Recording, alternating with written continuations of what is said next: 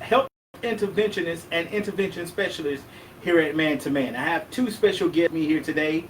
I'll let them introduce themselves and then we'll go into the lesson for today.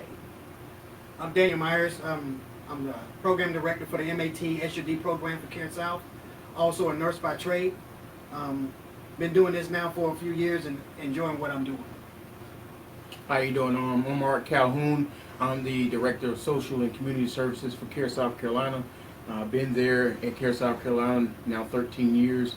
My department is responsible for assisting patients with any social needs that are affecting their health care in the community, such as food insecurity, transportation, assistance with affordable medications. All right, great. Thank you both for being here today. Really appreciate it, man. We're going to talk about something that's not often talked about, especially in the fatherhood community. When we're talking about fathers, and we're going to talk about substance abuse and how it affects our fathers and our families. I'll let you guys begin. We'll start where you want to start at concerning substance abuse. Well, first we need to go over a couple of objectives that we need to cover during this talk that we're having about substance abuse. The first objective is we need to learn what addiction is. Then we need to learn about drugs often abused and the effects of alcohol and tobacco prescription over-the-counter drugs. We need to discuss the substance use and substance abuse and substance dependence. All those three things are different. We need to discuss those. We also need to explore signs and symptoms of addiction, the risk factors, and the common behaviors to recognize on the substance user.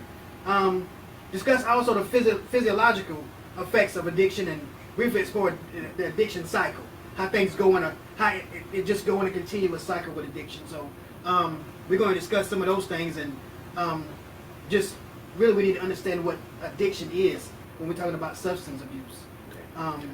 So abuse, first of all, addiction is a state in which the body relies on a substance for normal function. And so, say for instance, brother, if I give you a Tylenol, and the Tylenol is used for pain, if that Tylenol helped your pain, what are you going to like to do next time you have pain? Tylenol. Right. Okay. So we know that we can't become addicted to plain Tylenol.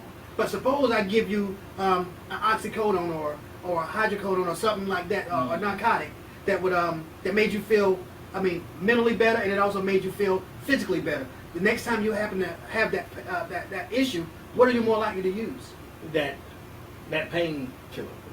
Right. Hydrocodone, oxycontin.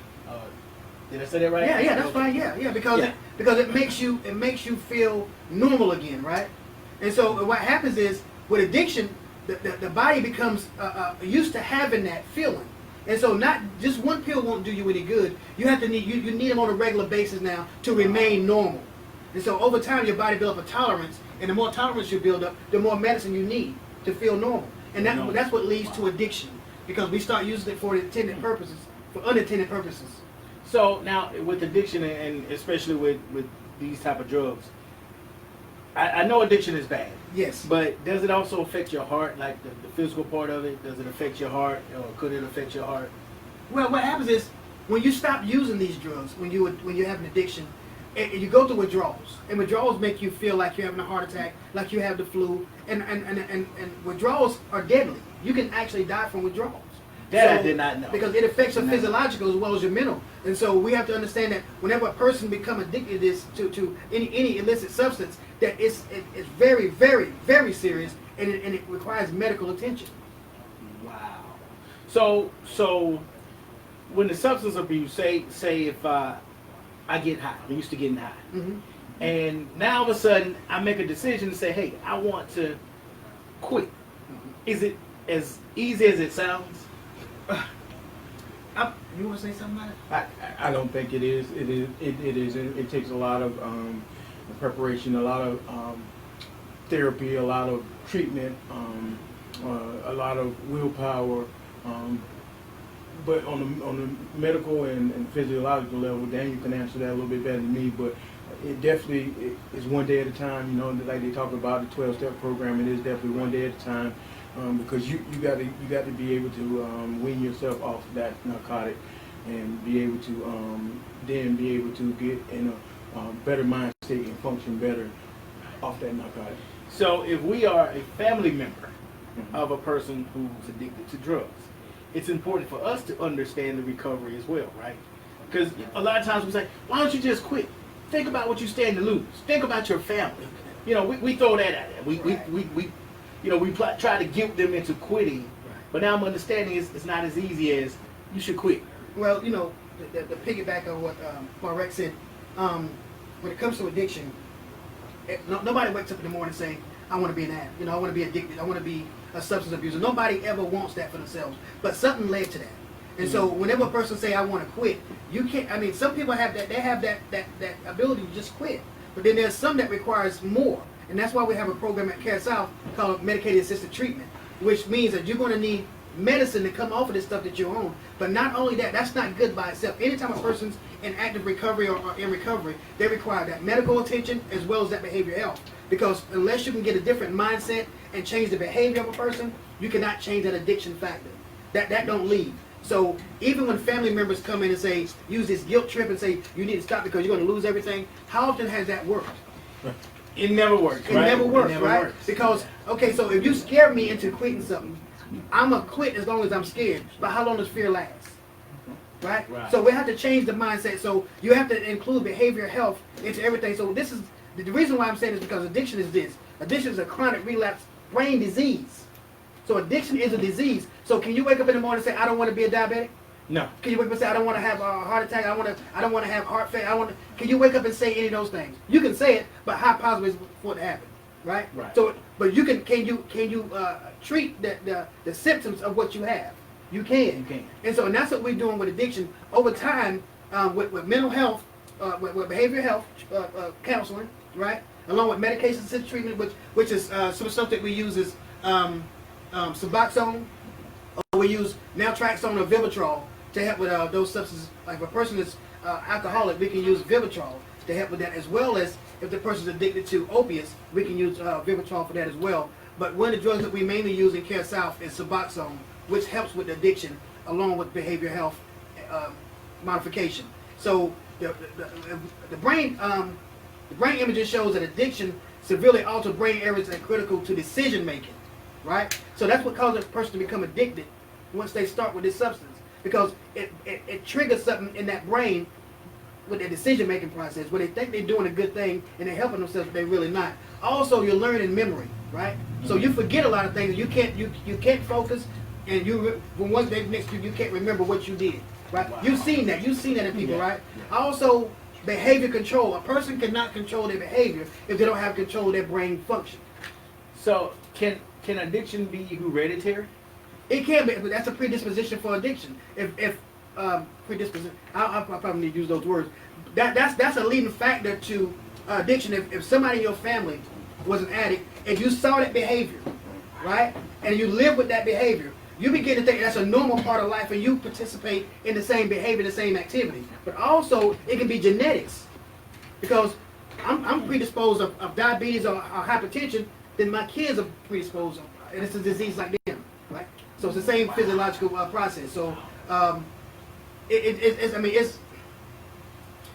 it's awful.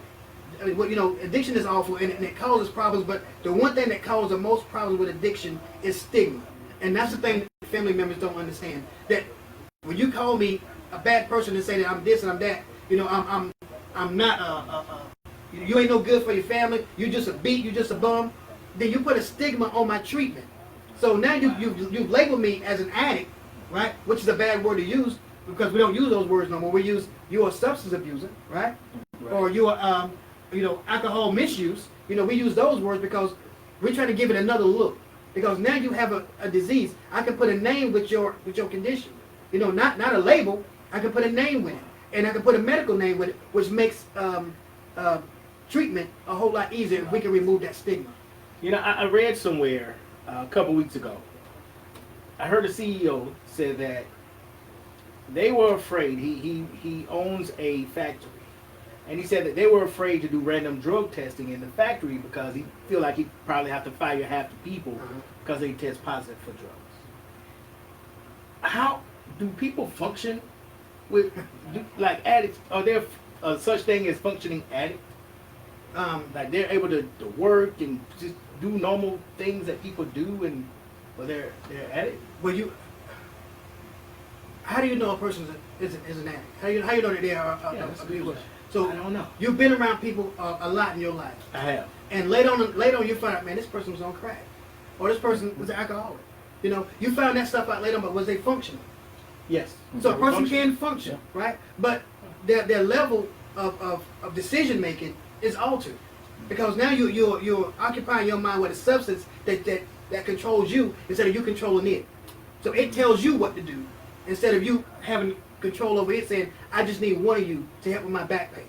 But it tells you need 5 of me to help with your back pain, right? Wow. And so it's a serious condition, and it's a condition that even through this pandemic that we're going through, we see an increase in people becoming addicted to substances Now, why we're seeing an increase? because of anxiety. Because first of all, you alter my movement, so I can't move, right? So some people become anxious; they have anxiety, and so they say, "Well, let me borrow one of your Ambiens. Let me borrow one of your Percocets." And so over time, because I need to calm down, so over time they see it's a good feeling, right? And so what about the people who've been working in factories all this time, but now they've been sitting home? And so they was able to work through that pain, but now they have to sit home and deal with the pain. Now they need something for pain. All right? So they pick up something to help with that pain. And over time, they notice that if it's helping my back pain, but also I'm feeling a little anxious, and it's helping with my mental state too. So even though my back pain stopped, I can use it to help with my mind. And so every time I get agitated, I do what? Go to my rec and I try to get me a hydrocodone or a Percocet. So before you know it, I'm in the street looking for what? And Percocets. So have I just become substance abuser? I have, right? Because now I'm taking the medication for a purpose that it was not intended to be used for. Wow. So and that's what happens. And people being isolated right now, you know, James, they get depressed. Yeah. And a lot of people self-medicate. Yeah. Yeah. They self-medicate and they can't get that pill, that prescription from their friends. They Right. find other ways of self-medicating, like alcohol, illegal drugs. So, yeah. You know, and I find it alarming that 16% of the population in America is addicted to something. Yeah. That's alarming. Yeah. I mean, some 40 million Americans Yeah. are addicted to something: Yeah. cigarettes, alcohol, drugs. That's a lot of people who are not in the right state of mind, driving vehicles, operating maybe some school buses or something, or machinery, you know, doing something besides sitting home, right? Yes. Yeah. That's a lot of people. Think about it. It says out of that 40 million, 10% of that 40 million, which is 4 million people, is seeking help. So you got 30 million who's not even seeking help for their substance abuse. And so that's why it's an epidemic. So now we're dealing with an epidemic within a pandemic, right? Right. With COVID-19. So I heard this story. This something for people to be aware of. I heard this story of a upper state where a gentleman went to a restroom, and just like a local store, you know, some people have public access to the restrooms, but he went in there. He was a person who was addicted to heroin, and so him being the mean person he was, said, you know, the world. I hate the world and I hate people because of who I am. He went and injected his heroin into the water supply line that feeds the water cooler outside the door, and so, you know, you never know. So you have to be careful and cautious during this time because people's minds are doing crazy things with all this stuff going on. You have to worry about being in the house. You have to worry about catching COVID-19. You have to worry about, you know, just being closed in. And now people having to deal with the kids that they never had to deal with all day. They're stuck in the house with these kids. They can't work. The money's low. It's a bunch of factors that's causing people to become addicted because, like Marek said, they are self-medicating to isolate themselves mentally from what's going on around them physically. Which is why I guess the suicide rate is up, what, 45%. And also, Suicide. Also, the overdose rate has gone up, and the overdose rate has gone up for a couple of reasons. Because people have more time, right? And so they have more opportunity to use these drugs. But the other thing is this: is that since there's no movement going on and the drugs are not traveling like they're supposed to, the drug dealers are using whatever they can to make this drug, right? And so, which could create new drugs. New drugs, which they are creating new drugs, right? Right? Yep. And so with these new drugs, there's no go Google no recipe for the new drug, so you invent it, right? And so you adding stuff, and one of the most dangerous drugs that we have on the market right now is fentanyl and carfentanyl, right? Or something they call gray death. Wait now. You said fentanyl and carfentanyl. Fentanyl and carfentanyl. Now, what are those? Those are synthetic opiates, right? And so they're made in China. You can make them here with a few items, you know, but they're mainly imported from China. And these drugs are deadly. Just a micro, where you can't even see it, dust residue can lead to overdose. And with carfentanyl, that's what they use for elephant tranquilizer. It only take a little bit to tranquilize an elephant. Now think about that body mass compared to our body mass.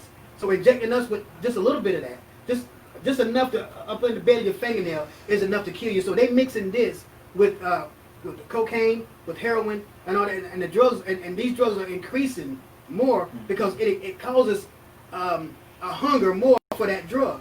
And so just in Dillon County, in the past couple of months, there has been maybe 7 to 8 overdose deaths. Wait.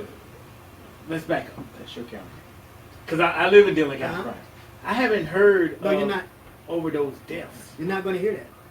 Because these things are not being reported as overdose deaths. They're being reported as something else. Which we need our law enforcement to start reporting these things to DHEC as overdose, so we'll know where the hot spots are, and we can add training and education to that area, and also start watching and have more literature to the community so we can have a lookout and increase our awareness, increase everybody's awareness of what's going on in that area. You didn't hear about it, but it happens. And so we need to increase this, and with the new administration that's coming in for Dillon County Sheriff Department, this needs to be one of the main focuses that they have, because this is not just affecting those people that are dying, but it's affecting our community as well. Because if it's in there, what's the likelihood of one of your family members who has a problem with addiction to get hold of some of this same material, right? Right. And so now, but since so many materials are not moving like they're supposed to, and people can't move, and the money is low, people can't buy like they want to, they're taking anything to take care of a need that they have. And so, if I give you something that look like the same thing I gave you before, how likely are you to take it? Highly likely. Right, because you don't have the mindset to sit and analyze every single compound and complex compound that's in that mixture, and so you just taking it because you want to help that pain or help that mental illness that you're dealing with, and so the drug dealers are just trying to make money. So is it that substance abuse is to fill the gap for mental illness, or does mental illness lead to substance abuse? Like, or how does that work? All the same. So you said, does substance abuse fill the gap for mental illness? Yes. Are people on substance because of mental illness? Yes. It's all in the same. That's why you cannot have a successful recovery without mental health counseling. You have to have that involved, because how can you solve a problem until you get to the root of the problem? Wow. And most of the time, the root of the problem is an issue that's going on inside of a person that they don't want to externalize because of the stigma behind having mental illness. Now, as a stigma, since I got mental illness, there's also stigma behind me being a substance abuser. So, where do I go for help? I don't. I just keep using to help me with my mental illness. That's why it's a team That's approach. the cycle. That's the That's cycle why we're it's talking about. a team approach at Caresouth. You know, you see in your medical provider, you see a counselor, you got family support services to help you with those social needs that may also be able to affect you in the community and your health in the community. You got Daniel, his department, connecting you with those resources that you need to have. So it's a full team approach at Caresouth as to how we address individuals that are using substances out there. And we partner. We're partnered with the elders agencies. Yep.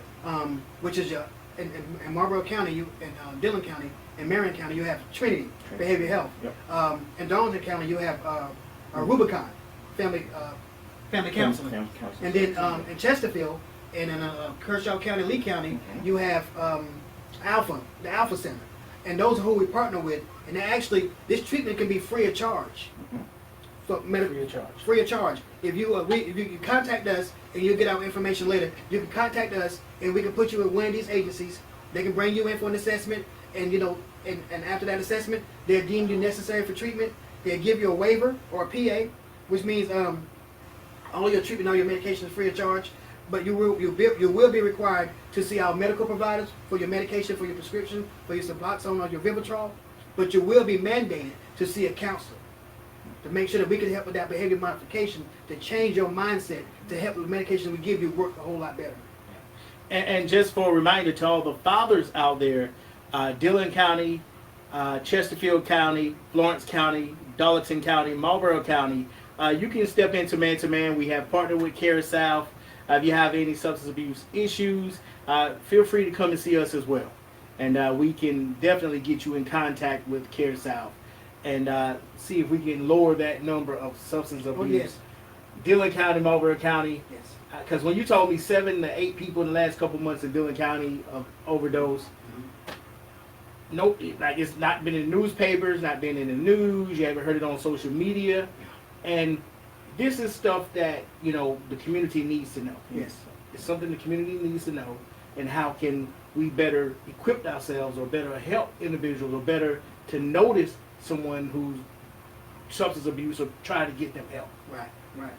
And and it's good to talk to people in your neighborhood to find out. That's where I get my information from. I don't get it from law enforcement. I wish I would. Or get it from the medical side. I wish I could. But a lot of times you hear it from talking to people in the neighborhood, and you have to build a rapport with people in order for people to feel safe to communicate with you.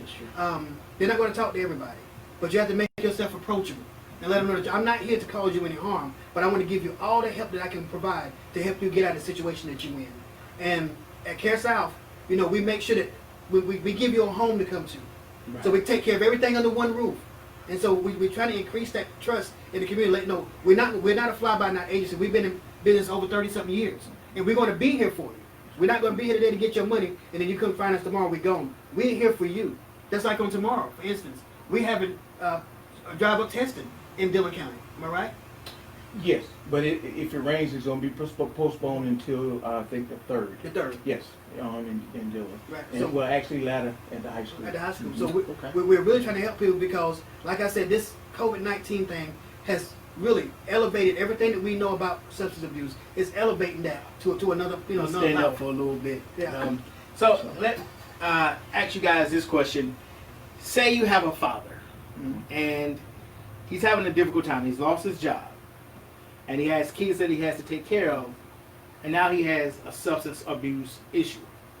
And he reaches out to Man for help. And Man to Man say, okay, we have Caresouth. When we bring that father to you, what is the step-by-step process of being able to help that father who has lost his job, and of course we work with them on certain sides of it, but as far as the substance abuse, what is the step-by-step process? Well, what we're going to do first is we're going to give Man to Man our referral cards. These are referral cards, and it has a number for every county that we serve. So you can reach any one of these numbers. You can call us. It has Elaine Carroll, who's the MAT coordinator. Okay.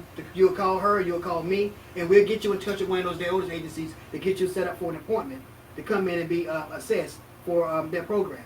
And they don't turn anybody away either. So if you meet the criteria, you'll be accepted to that program. We'll set up the appointment for you. We'll call the person back, let them know when their appointment is. They'll meet with the DOS agency and their counselor there. And then that counselor in turn will call us and say, okay, they're ready for treatment. They're coming in that same day of that appointment. We'll do a drug screen and administer that prescription to them to help us to start that process of recovery. Now, say it's a father that don't want anybody to know that he's in this program. Wonderful. Is everything kept quiet, kept a secret? Oh yeah, we are bound by HIPAA violations. We cannot disclose any information about your substance abuse, about your diagnosis, and your reason for your visit. All that stuff is up in the lock and key. If you don't have access to that person's chart, nobody in Caresouth can open that chart unless it's those that have access to it. Right. So nobody would know about that person, the reason for that person's visit. The one thing I love about Caresouth is this. Everybody's sitting in the same lobby regardless of your diagnosis, regardless of your reason for visit. So you don't know I'm there for, as far as you know, I'm there for a cold. I'm there for a headache. You never know I'm there for substance abuse because we don't separate, there's no isolation. All the patients are treated the same, regardless of whether you come from the White House or whether you come from the poorhouse. Everybody's treated the exact same. Okay. So let's. I have a question here from someone who's watching. Do you have any statistics about a man that is suffering addiction and mental health issues? I don't understand the question, but if Numbers on the number. I guess the number of men who are suffering addiction and mental health issues. well, I don't have those numbers per se in like that, like they want it, like they're asking for. But the highest rate of people with substance abuse, highest rate of men with substance abuse are also men that have an underlying behavior health or mental health condition. Whether it's depression, whether it's anxiety, whether it's just failure to cope. And we had those numbers got to be extremely high because the majority of our people who are enrolled in our program are males. And it's almost fathers. Yeah, right. fathers. Yeah. So we have to remember too, the pressures of a man increases their likelihood to become substance abusers.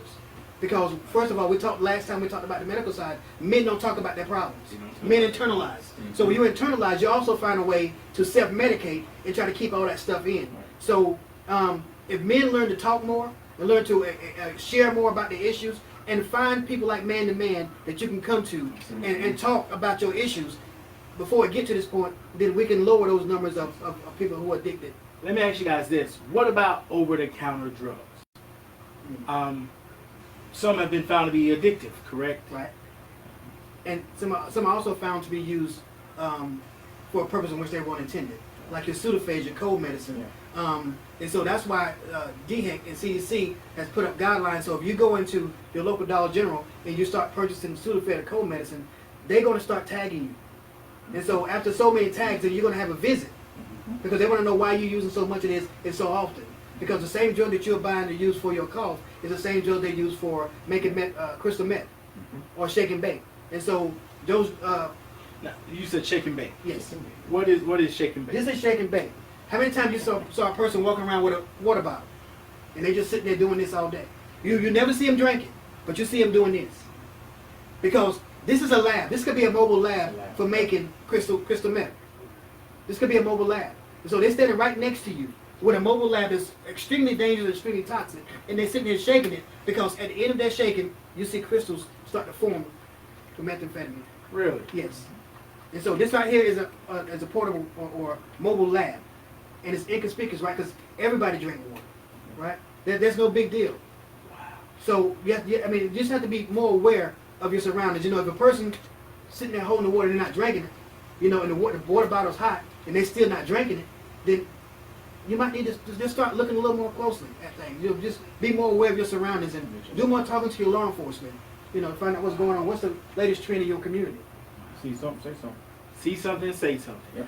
Now, while we're talking about substance abuse, I see you have here in front of us here, is it Narcan nasal spray?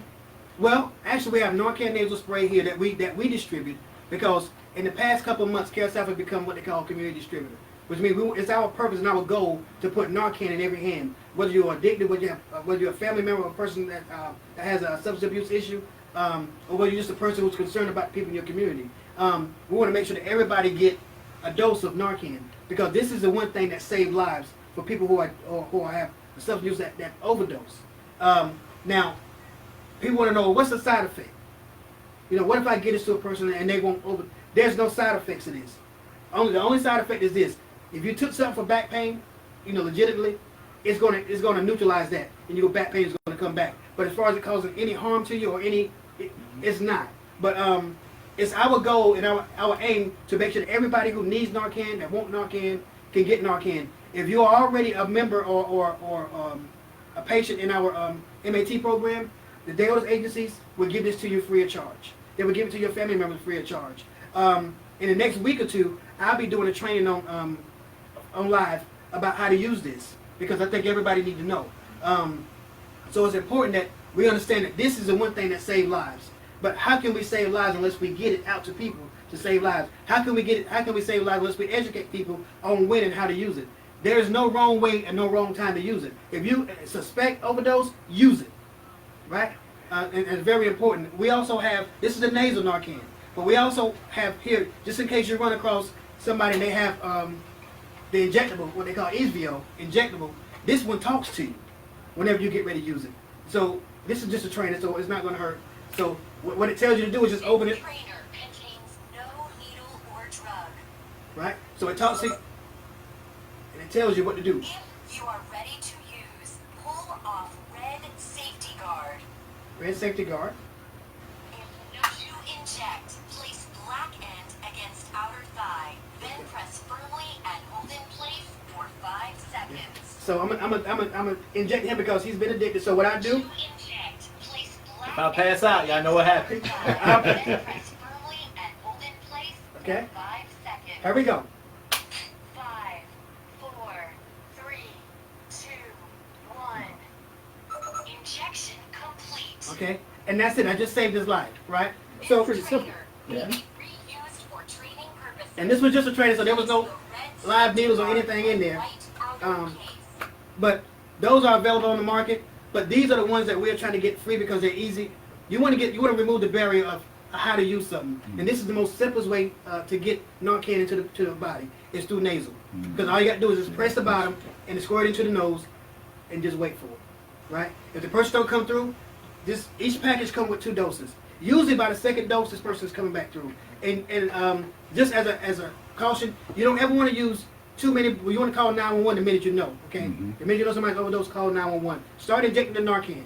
Okay, when a person come back, hopefully by then your EMS or your first responders are there, because you never want to bring a person back all the way from this because they wake up and they're violent. Yeah. Okay, and then they're upset too because you messed up their high. All right, so you have So wait. So That's deep. you save a person's life, but when they come through, they're upset because you messed up their high. Right. Remember now. But if you wouldn't have saved them, they would have died. Remember what we said the physiology of that disease was poor mental process, right? So which means my hunger and my appetite for this drug is more important than anything right now. That's what's important to me. And you also just taking, that might have been my last little bit of money that I spent to get high. And you just erase all of that. Messed it up. Okay? But the question is, somebody asked the question, well, how many times should you give a person Narcan and overdose? Every single time that they overdose. Right. So could I hate to ask this question, but I'm almost forced to ask Go it ahead. now. Could Narcan be a crutch for someone to continue to get high? It could be a crush, but at the same time, could you telling your children to stay out of a busy highway be a crush for them? I get it. Okay? Yeah, I get So it. remember, everybody that you're saving belongs to somebody. That's somebody's loved one. And so That's true. who are we to say that's enough? You need to go ahead and die so you can learn a lesson. You're right, because you don't learn. You don't learn that No, lesson. Yeah. no. So we Right. save That's every absolutely single right. life, every opportunity we get. We don't say that it's a crutch. We say that this is a life-saving measure, and it's necessary and it's mandated that we use this and that we do this on a more regular basis to save people's lives. Save That's our lives. purpose. And maybe that last time you saved their life, maybe they'll It might- get it. Right. Yeah, but what if we're selfish? What if we increase the stigma going and say, I'm gonna teach everybody who's addicted a lesson because I'm gonna let this person die. Let them see what happened to you. Right. That's not good. That's not. I mean, that's not a way to teach a lesson. is it? Right. Humanity. I mean, you want to save every possible life you can. Right. And so my thing is this: it's our aim at Caresouth to make sure that we put this drug in every hand of every person who's addicted, every family member that has a person that's addicted, or anybody in the community that needs it. Because we want. You never know. You can walk in the grocery store or walk past a car in the parking lot, and somebody is overdosed right there in the car, and you don't even know. But if you got that on you, you just saved that person's life. Right? So why not have it? What is it going to hurt? What if that person just in a deep sleep? Hey, you just squirted some stuff with their nose and they're all right. You're not going to kill them. I don't care if you give them 5 or 10 of those. It's not going to kill them. It's harmless. It's harmless. It's harmless. It's never. There is no negative side effects to Narcan. None.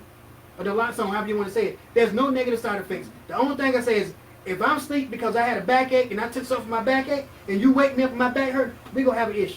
But thank you for saving. Thank you for thinking about it. Right? So let's talk about this. New drugs on the market. Because you have people like me who are unaware of the new drugs that come on the market because it seems as if there's constantly something new that comes on the market. So what are the new drugs on the market that we can look out for, or maybe try to prepare ourselves for or be aware of? If y'all can let me find. I'm trying to find a picture for you real quick. Okay, great deal. So, Marie, why are we looking for this picture here? The testing will happen tomorrow between what time? Usually we start around 10 at 4, but of course, as of right now, we're definitely looking at postponing it because we're just calling for rain. Okay, it's calling right. But yeah, usually the testing event starts around 10 and usually end at 4. There's no cost for the test. Anyone can show up, whether you're symptomatic or asymptomatic. If you want to show up and you want the test, then we're going to give it to you. Now, we do this somewhat discourage individuals who have already been tested positive not to take the test again because you may come back positive because the antibodies are in your system. Right. You know what I mean? Okay. So, if you've already tested positive, you've been quarantined your 14 days, then we encourage you not to come back and get tested. But at the same time, those individuals who are asymptomatic or those who have symptoms, we encourage you to come out and get tested. Come out and have your test done. So far, we've done two of these events. The first one actually in Society Hill was actually the first one in the state. They used us as a test to see if it would produce the numbers that they're looking for to test individuals. We ended up testing 464 people for that one. Then we moved to Lee County. We tested 505 people. So each event, that number's gone up some. So we're hoping when we get to Latter, when we have that event, it's going to be at the high school. Like I said, we're looking to probably postpone that event to probably, I think, if I'm not mistaken, June 3rd, and we'll get that information out to everyone, okay? And have that event. It'll be at the high school. So if you want to be tested, come out and get tested. No cost. Don't have to be a patient of Caresouth. You don't have to be a resident of Dillon County. No matter where you're from, just come out, drive up, get tested. The process is simple, okay? And we use a mouth swab when we have these events, okay? There's a lot of stigma and people saying about the nasal swab. There's actually 3 ways of getting that sample, okay? You have a mouth swab, you have a regular nasal swab, and the one that everyone hates is the way back there. Yeah, that one is the one a lot of people don't like. But the one we do here at those events are the mouth swabs, and And you drive up in your car, correct? Drive up in your to car. your vehicle. and we test everybody in the car. Test everybody in the car. Everybody in the car. Yep. So that's something that seems like everybody should be willing to do. And you say, once again, you discourage anyone who's already tested positive. Yes. Okay, you don't need to go back and take the test again. No. Right? So, say for someone like me, right? Don't feel any symptoms, haven't been sick, should I go and take the test? You can, yeah, because there are individuals out here who are asymptomatic, don't show any symptoms at all, but they're carriers of the virus. And right? so, if I'm asymptomatic, I can carry that virus to someone And else. spread to someone else, yeah. So it's just good to know your status. Even if you're asymptomatic and you're not having any symptoms, it's good to know because then at the same time you know who you're going around. If you have a family member, an elderly family member, you have an individual who has a compromised immune system, you know you're going to be around them. Some of us care for elderly parents. You know what I'm saying? Sure. And they're vulnerable to catching COVID, and we've seen devastating effects for our vulnerable adults out there right now. So you can pass that on to them, even if you don't have symptoms. Okay. So, what about the mask? Okay. I hear some people say wear the mask. Some say don't wear the mask. Some say you can't pass it through the air. What is the truth about the mask? Honestly, there's a lot of information coming from this source. I'm always big believer in err on the side of caution. So Okay. I carry my mask everywhere I go. Don't have it on because we're doing the live, but I carry my mask everywhere I go. I just like to err on the side of caution because the research out there right now seems to be on both sides of that coin. So you really don't know. Gotcha. Yeah. Gotcha. So, it's All right. So we're looking for a picture. Can't find the picture. No. So we'll carry on. We'll carry on. So the new drugs that. So do you know some of the new drugs or? Yeah, there's a new drug, brand new drug that's called, if I'm pronouncing this right, it's called isotenazine. And it's a drug that's out west right now and it's making its way to this area. And it's a mixture of synthetic opiates that somebody just concocted in the lab and they mix it with cocaine. and it's right now it's causing it's running a wave of overdose deaths out west in Ohio and those places out that way. So every drug that starts out west eventually makes its way to the East Coast, and so we know that it's coming, and so we don't know what's in. Well, unless we test for it, we don't know what a person has in their system. So we need to increase the testing whenever we find out that the new drug is out. Start increasing the tests for that drug as well, because it could very well be here already, and we just don't know. So let's say this, right? Then we're talking about substance abuse. Mm-hmm. Say I'm at home, I get sick, Mm-hmm. and I'm one of those smart persons who say, well, I don't need to go to the doctor. Mm-hmm. I'm going to self-medicate. Uh-huh. What are the dangers of self-medication? Could it turn into drug addiction? It can, because unless you find out what the underlying issue is that's causing that, you're going to keep taking that drug, trying to get yourself to feel normal again, right? Mm-hmm. And what happens if it does work to make you feel normal, then you're going to feel like you got to have this all the time, because the body becomes dependent on it. Mm-hmm. But the more you use it, the more you build up a tolerance for it, so you start using more, right? And so and then once you run out of that supply, then you'll find something else to substitute, right? So a lot of times when we self-medicate, it segues or it's a gateway to us going out and find something illicit, right? If it's not alcohol, it's something else. And the drug that people are going to now because it's cheaper, it's heroin, because heroin is an opiate. It's a derivative of morphine, so it helps with pain, but it also is deadly because of how it's mixed and how it's regimented. So we have to be careful whenever we're self-medicating. The best thing to do if you're not feeling well, men, if you're not feeling well, talk about it, but go to the doctor and find your primary care physician. If you don't have one, Caresouth will be your primary. We will give you one, and we'll be your medical home. And we'll find out what's going on with you, and we'll get you on a proper regimen of medication so that you won't have to be forced to self-medicate, which might lead to substance abuse later. I thank you for this information that you're giving us, because there's some stuff that you're saying that I did not know. And so I know if I didn't know, there are many other people just like me who don't know this information. So we appreciate you guys coming on board. Is there any other information that you want to share with us concerning substance abuse, or anything that you want to put a light on? Well, I guess we'll leave some information with you guys that you can add to your website about how to get in touch with us in case you have a person, in case you have a problem with addiction, or you know somebody with a problem with addiction, substance abuse, or even alcohol abuse. We'll leave those information for you to contact us. We'll put you in touch with the right people. We'll get you into our program. We'll provide services for you medically, medically and behavior health wise, mental health, and we'll make sure that you start your road to recovery. Because like our flyers say, even though it's a dark time in your life right now, there's always light at the end of the tunnel. Always. And Caresouth want to be that beacon of light for you. So we'll give you the information to get in touch with us. Absolutely. And we're found in all 5 counties here, in the PD region. We're in Chesterfield, Darlington, Marlboro, Lee, and Dillon counties.